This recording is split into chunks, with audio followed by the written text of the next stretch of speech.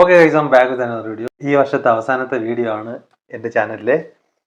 2023 start ചെയ്തപ്പോഴത്തേക്കും ഞാൻ പറഞ്ഞ കുറേ കാര്യങ്ങളുണ്ട്. ഈ വർഷം തുടരെ ഒരുപാട് വീഡിയോസ് വരും. റെഗുലറായിട്ട് നമ്മുടെ ചാനലിനകത്ത് വീഡിയോസ് വന്നുകൊണ്ടേയിരിക്കും. നിങ്ങളത് കാണും, ഇൻട്രസ്റ്റിംഗ് ആയിട്ടുള്ള ഒരുപാട് വീഡിയോസ് വരും എന്നൊക്കെ പറഞ്ഞിട്ട് 2023 സ്റ്റാർട്ട് ചെയ്ത സമയത്ത് ഞാൻ പറഞ്ഞുകൊണ്ടൊരു വീഡിയോ ഇട്ടായിരുന്നു.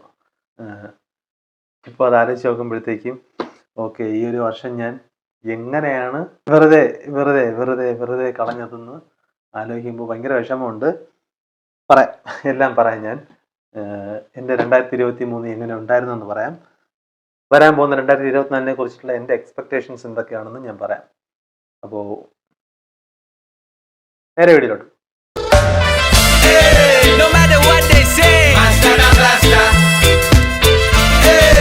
ഓക്കെ, ഫസ്റ്റ് ഓഫ് ഓൾ 2023 എങ്ങനെയാണെന്ന് നമുക്ക് നോക്കാം. ഇപ്പോൾ ആക്ച്വലി ഞാനിപ്പോൾ ഈ ഒരു വീഡിയോ എടുത്തുകൊണ്ടിരിക്കുന്നത് ക്രിസ്മസ് ഡേക്കാണ്. ഡിസംബർ 25 ആണെന്ന്. ക്രിസ്മസിന് കിട്ടിയ ഡ്രസ്സാണ്. എൻ്റെ അമ്മയാണിത് എടുത്തു തന്നത്. പാൻറ്റും പുതിയ പാൻറ്റാണ്. അമ്മ തന്നെയാണ് വാങ്ങി തന്നത്. New year okay, new year വരാൻ പോവുകയാണ്. നിങ്ങൾക്ക് ന്യൂ ഇയറിനെ കുറിച്ചുള്ള എക്സ്പെക്ടേഷൻസ് എന്തൊക്കെയാണെന്ന് നിങ്ങൾ കമൻറ്റ് ചെയ്യുക. അതുപോലെ തന്നെ നിങ്ങളുടെ 2023 എങ്ങനെയായിരുന്നു എന്നത് നിങ്ങൾ കമൻറ്റ് ചെയ്യുക. എൻ്റെ 2023 അതിനെക്കുറിച്ചിട്ടാണ് നമ്മളിന്ന് സംസാരിക്കാൻ പോകുന്നത്. ഭയങ്കര രസമായിരിക്കും ഈ ഒരു വീഡിയോയിൽ ഞാൻ പറയാൻ പോകുന്ന കാര്യങ്ങൾ. കാരണം ഞാനൊന്നും പ്രതീക്ഷിക്കാതെ തുടങ്ങിയൊരു വർഷമാണ് 2023. എന്തുകൊണ്ടെന്ന് വെച്ച് കഴിഞ്ഞാൽ 2022 എനിക്ക് ഭയങ്കര ബോറായിരുന്നു. 2022 എനിക്ക് എന്നെ സംബന്ധിച്ചിടത്തോളം ഇതേപോലെ തന്നെയാണ്. ഞാൻ ഒരുപാട് കാര്യങ്ങൾ എക്സ്പെക്ട് ചെയ്തു, പക്ഷേ ഒന്നും നടക്കാതെ വന്നു. അങ്ങനെ നോക്കുമ്പോഴത്തേക്കും ഒരു 2022 ഏകദേശം പകുതിയോളം ഞാൻ വീട്ടിൽ ജോലിയില്ലാതെ നിൽക്കുകയായിരുന്നു. അപ്പോൾ അതൊക്കെ വെച്ച് നോക്കുമ്പോൾ 2023 എന്നെ സംബന്ധിച്ചിടത്തോളം ഒരു കിടിലൻ വർഷം തന്നെയായിരുന്നു. എനിക്ക് ആകെപ്പാടെയുള്ള ഒരു വിഷമം എന്ന് വെച്ച് കഴിഞ്ഞാൽ യൂട്യൂബിനകത്ത് കറക്റ്റായിട്ട് പ്രോപ്പറായിട്ട് വീഡിയോസ് ചെയ്യാൻ പറ്റിയില്ല എന്നത് മാത്രമേ ഒരു നെഗറ്റീവായിട്ട് എനിക്കുള്ളൂ. ബാക്കിയൊക്കെ എനിക്ക് 2023 എൻ്റെ ലൈഫിൽ കുറേ കാര്യങ്ങൾ എനിക്ക് നേടാൻ പറ്റി. ഒരുപാട് സന്തോഷങ്ങളിലൂടെ കടന്നു പോകാൻ പറ്റി.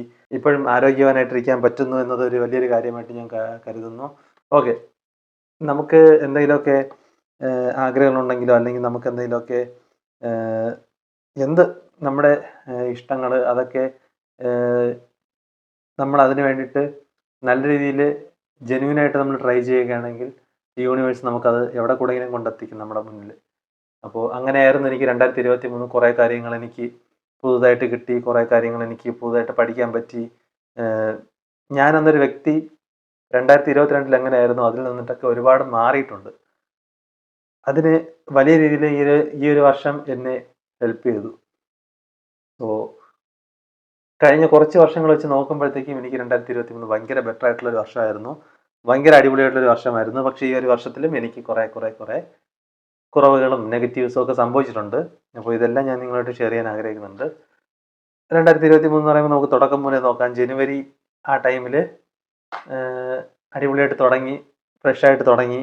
പുതിയ വർഷമാണ്, പുതിയ കുറേ കാര്യങ്ങൾ ചെയ്യണം, യൂട്യൂബിനകത്ത് കുറേ വീഡിയോസ് ചെയ്യണം, ആൾക്കാർ ഇഷ്ടപ്പെടുന്ന തരത്തിലുള്ള കുറേ വീഡിയോസൊക്കെ ചെയ്യണം എന്നൊക്കെയുള്ള ആഗ്രഹമൊക്കെ ഉണ്ടായിരുന്നു. ആ ആഗ്രഹത്തോടെയാണ് 2023 ജനുവരി ഞാൻ സ്റ്റാർട്ട് ചെയ്തത്. ആ ടൈമിൽ ഞാൻ വീഡിയോ ഇട്ടെന്ന് തോന്നുന്നു, 1-2 വീഡിയോസൊക്കെ ഞാൻ അടുപ്പിച്ചിട്ടെന്ന് തോന്നുന്നു. പിന്നെ എന്തൊക്കെയോ കാരണങ്ങൾ കൊണ്ട് ജനുവരി എനിക്ക് കുറച്ച് മൈൻഡ് കുറച്ച് അപ്സെറ്റ് ആയിട്ടിരുന്ന സമയമായിരുന്നു. ആസ് യൂഷ്വൽ ഫെബ്രുവരിയും എനിക്ക് അതുപോലെ തന്നെയായിരുന്നു. ഒരു ചെറിയ വിഷമങ്ങളൊക്കെ ആയിട്ട്. മാർച്ച് എന്നെ സംബന്ധിച്ചിടത്തോളം ഈ വർഷത്തെ ഒരു അലമ്പ് മാസം എന്ന് വേണമെങ്കിൽ പറയാം. മാർച്ചിൽ എന്തൊക്കെയോ ഞാൻ വിചാരിക്കാത്ത കുറേ കാര്യങ്ങൾ സംഭവിച്ചു. പക്ഷേ ആ മാർച്ച് മാസത്തിനോടാണ് എനിക്ക് താങ്ക് യു പറയാനുള്ളത്. കാരണം ആ മാർച്ചിലൂടെയാണ് ഞാൻ കുറേ കാര്യങ്ങൾ ഈ വർഷം പഠിച്ചത്, കുറേ അനുഭവങ്ങൾ എനിക്കുണ്ടായത്. എനിക്ക് മാറ്റം സംഭവിച്ചു തുടങ്ങിയത് അതുകൊണ്ടാണ്. ശരിക്കും പറഞ്ഞാൽ മാർച്ച് മുതലല്ല, മാർച്ചാണ് അതിൻ്റെ ഒരു കാരണം എന്ന് വേണമെങ്കിൽ പറയാം. ഒരു മേജർ റീസൺ. മാർച്ച് എനിക്ക് വേണ്ടിയിട്ട് ഞാൻ പറഞ്ഞില്ലേ യൂണിവേഴ്സ് നമുക്ക് വേണ്ടി കൊണ്ടുവരുന്നു. അതുപോലത്തെ ഒരു സംഭവം എനിക്ക് ഈ ഒരു യൂണിവേഴ്സ് സമ്മാനിച്ചത് ആ ഒരു മാർച്ചിലായിരുന്നു. അപ്പോൾ വേറെ ഒന്നുമല്ല, ബ്രേക്കപ്പാണ്. എന്നെ അറിയാവുന്ന കുറച്ച് പേരെ ഈ ഒരു വീഡിയോ കാണുള്ളൂ, എനിക്കറിയാം നല്ല പോലെ. അപ്പോൾ അവർക്കൊക്കെ അറിയാം ബ്രേക്കപ്പായ കാര്യം. അപ്പോൾ ഓക്കെ, അപ്പോൾ മാർച്ച് അങ്ങനത്തെ ഒരു വർഷം, അങ്ങനത്തെ ഒരു മാസമായിരുന്നു. അതിനുശേഷം ഈ മാർച്ചിന് ശേഷം പിന്നെ ഏകദേശം ബ്ലാങ്ക് ആയിരുന്നു എൻ്റെ ഒരു മുന്നിൽ. എനിക്ക് എന്ത് ചെയ്യണമെന്നറിയില്ല. അങ്ങനെ ഒരു ആ ഒരവസ്ഥ. ആ ഒരവസ്ഥയിൽ നിന്നുകൊണ്ട് അടുത്ത ഏപ്രിൽ മാസത്തിലോട്ട് പോയപ്പോഴത്തേക്കും, ഏപ്രിൽ മാസത്തിലാണ് എൻ്റെ ലൈഫിൽ ഞാൻ ആദ്യമായിട്ട് ബൈക്ക് ആക്സിഡൻ്റ് ആകുന്നത്. ബൈക്കിന്ന് വീണതായിരുന്നു. പക്ഷേ വീണതെന്ന് വെച്ച് കഴിഞ്ഞാൽ വേറെ ആളെ കൊണ്ട് ചിടിക്കുകയായിരുന്നു. അങ്ങനെ അതും ഈ ഒരു റീസണൊക്കെ വെച്ചിട്ട് തന്നെയാണ് വീണത്. ആ ഒരു സമയത്ത് സാഡ് സോങ്സ് ഒക്കെ കേട്ട് ബൈക്കിലിങ്ങനെ അതും ആലോചിച്ചൊക്കെ ഇങ്ങനെ പോയി. അങ്ങനെ ഏപ്രിലും മെയ്യും എനിക്ക് ബ്ലാങ്ക് ആയിരുന്നു ഫുള്ളായിട്ട്. എൻ്റെ അടുത്ത് തന്നെ ഞാൻ പലതവണ ചോദിച്ചിട്ടുണ്ട്, എന്തിനാണ് ആ സമയത്ത് അങ്ങനെ അത്രയും സാഡായിട്ടിരുന്നതെന്നൊക്കെ. എനിക്കും അതിൻ്റെ പ്രോപ്പറായിട്ടുള്ളൊരു ആൻസർ ഇതുവരെയും കിട്ടിയിട്ടില്ല.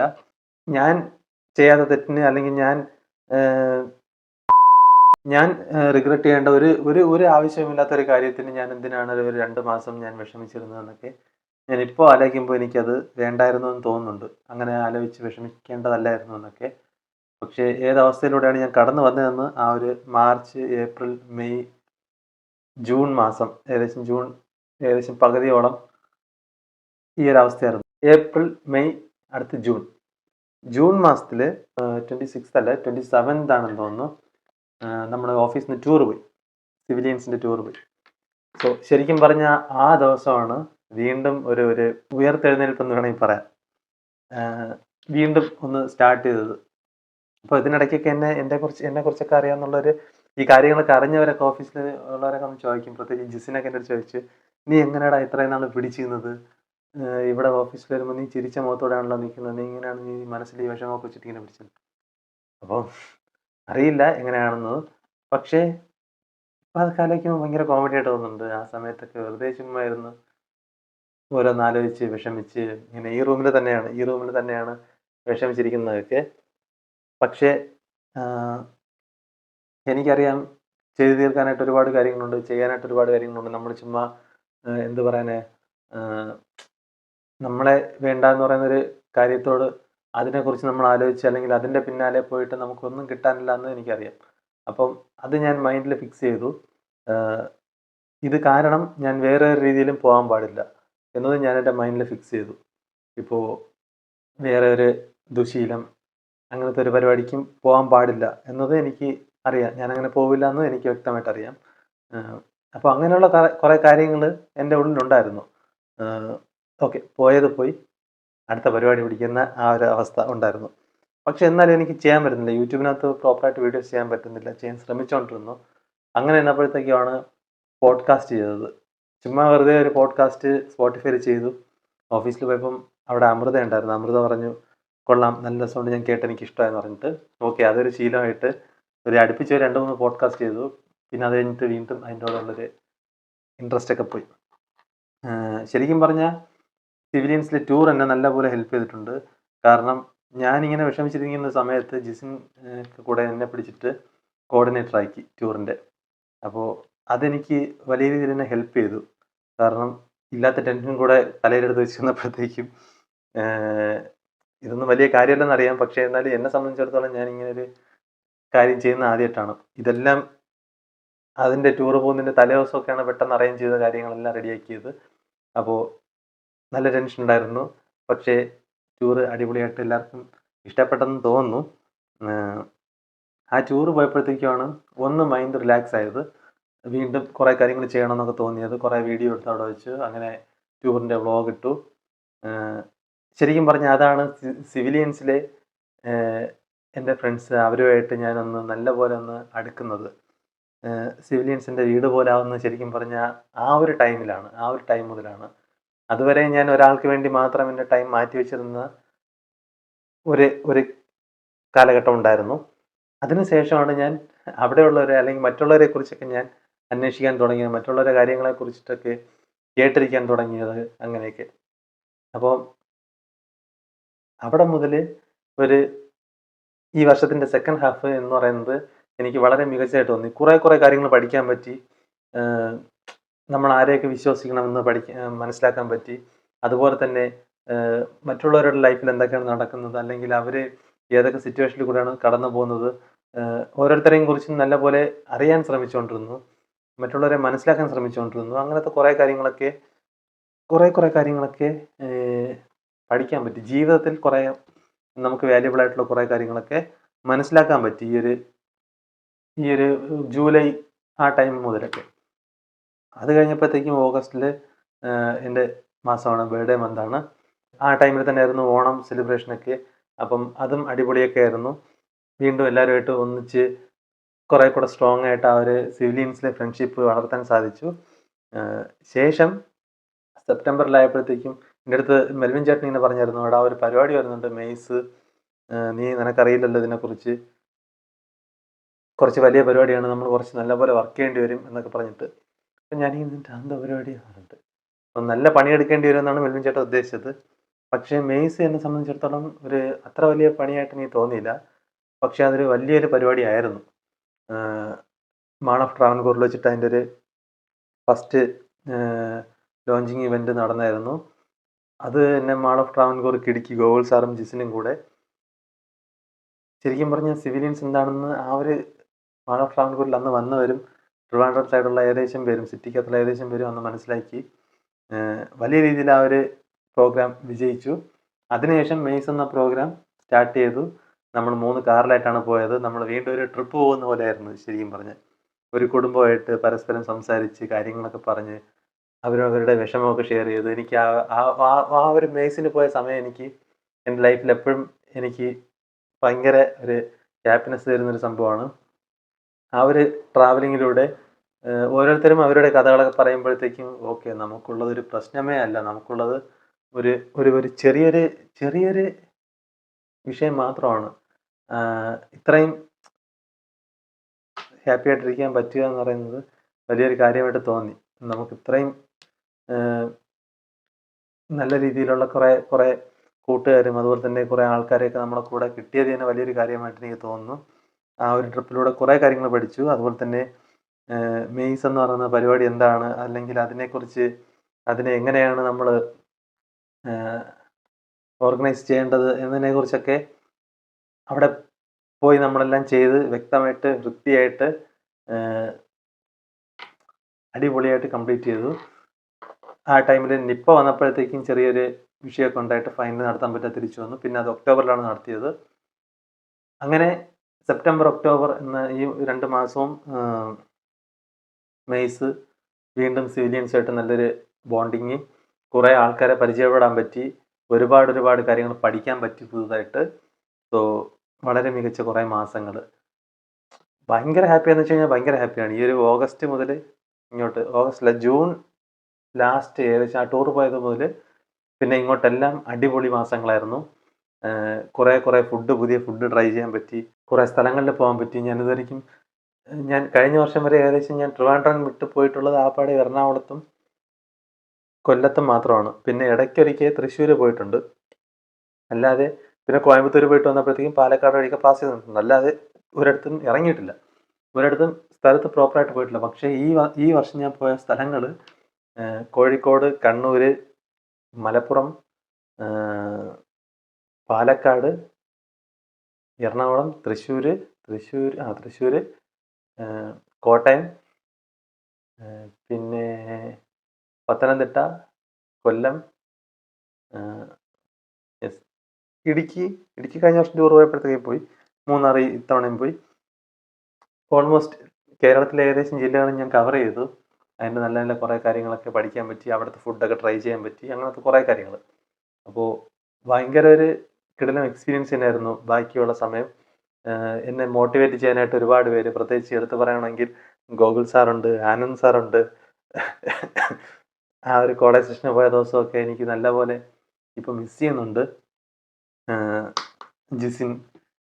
ജിസിൻ ഉണ്ടെങ്കിൽ എനിക്ക് എന്തു പറയും, ചിരിച്ച് ഇവിടെയൊക്കെ വേദന എടുക്കും ആ ഒരു അവസ്ഥയാണ് ജിസിൻ കൂടെ ഉണ്ടെങ്കിൽ. മെയ്സിന് പോയപ്പോഴത്തേക്കുള്ള ആ ഒരു കാര്യമൊക്കെ ഒരുപാട് മിസ് ചെയ്യുന്നുണ്ട്. അപ്പോൾ ഈ വർഷം അങ്ങനത്തെ കുറേ കാര്യങ്ങൾ കിട്ടിയതിൽ ഞാൻ ഭയങ്കരമായിട്ട് ഹാപ്പിയാണ്. അതിനുശേഷം നവംബർ വന്നു. നവംബർ ഇപ്പോൾ കേരളീയത്തിനൊക്കെ പോയി, അതും രാഹുലും ജിസിനും മഞ്ജുവും ഒക്കെ ആയിട്ട് പോയി. ഇപ്പോൾ ഡിസംബർ, ഈ ഒരു വർഷത്തിൻ്റെ അവസാനത്തിലൊക്കെ നിൽക്കുകയാണ്. പക്ഷേ എനിക്ക് പറ്റാത്തൊരു കാര്യം, യൂട്യൂബിനകത്ത് പ്രോപ്പറായിട്ട് വീഡിയോ ഇടാൻ പറ്റിയില്ല എന്നത് മാത്രമാണ് ഒരു വിഷമമായിട്ടുള്ളത്. അതല്ലാതെ എനിക്ക് വേറൊരു വിഷമവും ഇപ്പോൾ എൻ്റെ മനസ്സിൽ ഇതുവരെയും ഇല്ല. ഉള്ള വിഷമങ്ങളൊക്കെ മാറ്റി ഞാനിപ്പോൾ ഡബിൾ അല്ല ട്രിപ്പിൾ സ്ട്രോങ് ആയിട്ട് ഇപ്പോൾ നിൽക്കുകയാണ്. 2024 കുറേ കാര്യങ്ങൾ പ്ലാൻ ചെയ്യുന്നുണ്ട്. എൻ്റെ എല്ലാ കമ്മിറ്റ്മെൻറ്റ്സും ഞാൻ മാറ്റി വെച്ചിട്ട്, അതായത് മറ്റുള്ളവർക്ക് വേണ്ടിയുള്ള കമ്മിറ്റ്മെൻറ്റ്സ് ഒക്കെ മാറ്റി വെച്ചിട്ട് എനിക്ക് വേണ്ടി എന്ത് ചെയ്യാമെന്നതിനെക്കുറിച്ച് ഞാൻ ഒന്ന് നല്ല പോലെ ആലോചിക്കാൻ പോകുന്നുണ്ട്. ഞാനിപ്പോൾ ഇത്തവണ ഒന്നും പറയുന്നില്ല. ഞാൻ എന്താണ് എൻ്റെ ലൈഫിലെ അടുത്ത പ്ലാൻ, എന്താണ് ഞാൻ ചെയ്യാൻ പോകുന്നത്, എങ്ങനെയാണ് ഞാൻ ചെയ്യാൻ പോകുന്നത് എന്നൊന്നും ഞാൻ പറയാൻ പോകുന്നില്ല. എൻ്റെ 2024 നിങ്ങൾ കണ്ട് മനസ്സിലാക്കിയാൽ മതി. വേറൊന്നുമല്ല, യൂട്യൂബ്, സോഷ്യൽ മീഡിയ, ഇതിൽ ഞാൻ ഭയങ്കരമായിട്ട് ഇൻവോൾവ് ആവാൻ പോകുന്നു. ഫുൾ ടൈം ഒരു യൂട്യൂബറായിട്ട് മാറാനായിട്ട് ഞാൻ നോക്കുന്നുണ്ട്, ആലോചിക്കുന്നുണ്ട്. സോ അതാണ് എൻ്റെ ഒരു ആഗ്രഹവും. അതിലൂടെ എനിക്ക് വേറെ കുറേ കാര്യങ്ങൾ എൻ്റെ പ്ലാനിലുണ്ട്. അപ്പോൾ അതൊക്കെ ഞാൻ ഈ വർഷം ഉറപ്പായിട്ടും ചെയ്യും. ഉറപ്പായിട്ടും ചെയ്യും. അപ്പോൾ ഇത്രയേ ഉള്ളൂ. എന്നെ സംബന്ധിച്ചിടത്തോളം 2023 എനിക്ക് വളരെ ഒരു മികച്ച വർഷമായിരുന്നു. കുറേ പേരൊക്കെ എടുത്ത് പറയണം, അതെല്ലാം സിവിലിയൻസിലുള്ളവർ തന്നെയാണ്. അതൊക്കെ ഞാൻ കുറച്ച് ദിവസം കഴിഞ്ഞിട്ട് വേറൊരു വീഡിയോയിൽ ഞാൻ പറയുന്നതാണ്. എല്ലാവരെയും കുറിച്ച് ഞാൻ എടുത്ത് പറയുന്നതാണ്. അപ്പോൾ ഈ ഗിഫ്റ്റ് ഇന്ദു ചേച്ചി തന്നെയാണ്. ഇന്ദു ചേച്ചി ക്രിസ്മസ് ഫ്രണ്ടിനെ തിരഞ്ഞെടുത്ത സമയത്ത് ചേച്ചിക്ക് എൻ്റെ പേരാണ് കിട്ടിയത്. അപ്പോൾ ചേച്ചി തന്നെയാണ്. ഞാൻ കഴിഞ്ഞ വീഡിയോയിൽ കാണിച്ചിട്ടുണ്ടായിരുന്നു. അപ്പോൾ അതിനെ ഒന്ന് ജസ്റ്റ് എടുത്ത് അവിടെ വച്ചിരിക്കുകയാണ്. ഒരുപാട് കൂട്ടുകാർ കിട്ടി. ഒരുപാട് സ്റ്റുഡൻസുമായിട്ട് നല്ലപോലെ പരിചയപ്പെടാൻ പറ്റി. ഈ വർഷം വളരെ മികച്ചൊരു വർഷമായിരുന്നു എന്നെ സംബന്ധിച്ചിടത്തോളം. ആദ്യം കുറച്ച് ഞാൻ ഒരുപാട് വീഡിയോസിലൊക്കെ കേട്ടിട്ടുള്ളതാണ്, നമുക്ക് ഒരു കഷ്ടം വരുന്നുവെങ്കിൽ, അല്ലെങ്കിൽ നമുക്കൊരു ഭയങ്കര മോശം സമയം വരുന്നുവെങ്കിൽ അതിനെ ഒന്ന് ഓവർകം ചെയ്ത് വരിക, ഉടനെ തന്നെ നമുക്കൊരു നല്ലൊരു കാലവും വരും എന്നത്. അത് ഞാൻ ഈ വർഷം കണ്ട് മനസ്സിലാക്കി. ഈ വർഷത്തിൻ്റെ ആദ്യത്തെ കുറച്ച് ജനുവരി മാസത്തിന് കുറച്ച് സമയം കുറച്ച് ഹാപ്പി ആയിരുന്നു. പിന്നെ കുറച്ച് നാൾ ഭയങ്കര വിഷമം എന്ന് വെച്ച് കഴിഞ്ഞാൽ ഞാൻ അത്രയ്ക്കും വിഷമിച്ചിട്ടുണ്ട്. അത് നല്ലപോലെ അറിയാമെന്നുള്ള ആരുണ്ടെന്ന് ചോദിച്ചു കഴിഞ്ഞാൽ അരുണിനറിയാം. അരുൺ എൻ്റെ കൂടെ എപ്പോഴും ഉള്ളതാണ്. ഞാൻ ഇവിടെ ഫോട്ടോ കാണിക്കാം. അരുണാണ് എൻ്റെ കൂടെ എപ്പോഴും ഉള്ളത്. അപ്പം ഇന്നലെയും നമ്മളൊരിടത്ത് വെച്ച് മീറ്റ് ചെയ്തപ്പോഴത്തേക്ക് അവൻ പറഞ്ഞതാണ്, ഇനി എന്നെ വിളിച്ച് നീ കരയുകയാണെങ്കിൽ എന്ന് പറഞ്ഞിട്ട്. അപ്പോൾ അവന് മാത്രമേ അറിയാവൂ ഞാൻ കരഞ്ഞത് എന്താണെന്ന്, അല്ലെങ്കിൽ എൻ്റെ വിഷമം എന്തായിരുന്നു എന്നത്. എത്രമാത്രം ആ ഒരു വിഷമം ആ ഒരു ടൈമിൽ ഞാൻ അത് മൂവ് ഓൺ ചെയ്ത് വന്നത് അവന് മാത്രമേ അറിയാവൂ. സോ പക്ഷേ അതിനുശേഷം എനിക്കൊരു നല്ലൊരു ടൈം വന്നു. ഈ ഒരു വർഷത്തിൻ്റെ അടുത്ത പകുതി കുറേ ആൾക്കാരെ പരിചയപ്പെടാൻ പറ്റി, കുറേ കാര്യങ്ങൾ മനസ്സിലാക്കാൻ പറ്റി, പുതിയ കുറേ കാര്യങ്ങൾ പഠിക്കാൻ പറ്റി. ടെക്നിക്കൽ പരമായിട്ടാണെങ്കിലും പല രീതിയിലാണെങ്കിലും കുറേ കാര്യങ്ങൾ പഠിക്കാൻ പറ്റി, കുറേ അറിവ് നേടാൻ പറ്റി എന്നതാണ് സത്യം. അപ്പോൾ ഇതിനെല്ലാത്തിനും ഒരു മെയിനായിട്ടുള്ളൊരു കാരണം സിവിലിയൻസ് തന്നെയാണ്. അത് ഞാൻ എപ്പോഴും അംഗീകരിക്കുന്നൊരു സത്യമാണ്. അവിടെയുള്ള ഓരോ സ്റ്റാഫും എനിക്ക് വിലപ്പെട്ടവരാണ്, എൻ്റെ പ്രിയപ്പെട്ടവരാണ്. എപ്പോഴും അങ്ങനെ തന്നെ ആയിരിക്കും. അവരെക്കുറിച്ചൊക്കെ എടുത്ത് പറയുന്നൊരു വീഡിയോ ഉടനെ തന്നെ ഞാൻ ചെയ്യുന്നതാണ്. സോ ഇത്രയേ ഉള്ളൂ. 2024 അടിച്ചു പൊളിക്കും, അതിൽ വേറെ മാറ്റമൊന്നുമില്ല.